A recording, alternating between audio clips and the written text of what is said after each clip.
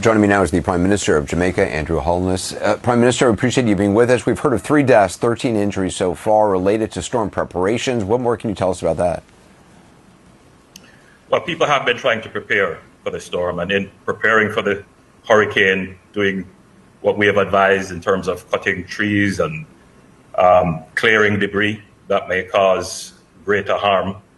Some people, unfortunately, would have had accidents which would have led to deaths.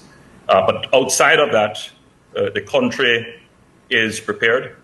The government is prepared. All our agencies are prepared. And we believe that a strong preparation is very good and important for a strong recovery. What sort of shelters, what is the shelter situation for people in Jamaica? We have 850 shelters right across the island. We can accommodate maybe over 20,000 persons, but we have not seen a large take-up so far of the shelters provided. And that is because the main impact of the hurricane has not yet been felt. But we're seeing an increase in the number of persons moving into the shelters that are provided. And do you feel like, following the storm, do you feel like you'll have the resources you need for, potential rescue operations, food, water supplies, fuel? Well, Anderson, if we're hit by a Category 5 hurricane, it will take far more resources than Jamaica has to recover. But we have prepared with a multi-layered system of response. So within the first 2 weeks, we should be able to mount a humanitarian response, and we should be able to address immediate needs. But the long-term recovery and the medium-term recovery would require support. And what have you seen in past hurricanes? What's been the biggest issue in the wake of past events like this?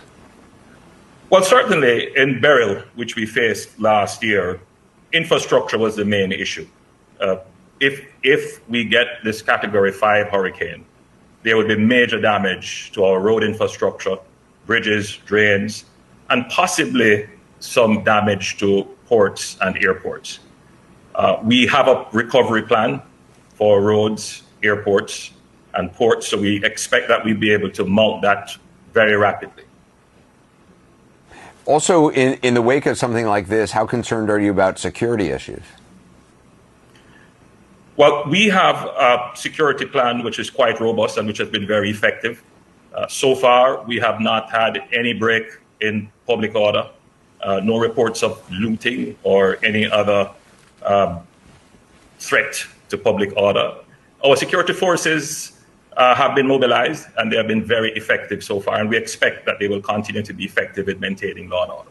So, some Jamaican officials have talked about problems with misinformation, fake videos. What have you been seeing? How big a problem?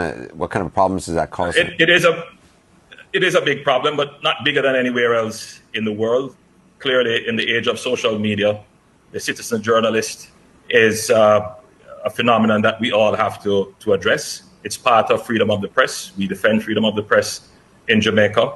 But our strategy is to informationalize our citizens. So we are constantly facing the citizens, giving them information for them to be able to make the right decision and discern what is true and what is not true. Well, Prime Minister, I appreciate your time. I know how busy you are. I wish you and everybody good luck. We'll continue to check in and follow this. We continue to pray for the best, and we continue to prepare so that we can overcome and recover better than before. Well, thank you.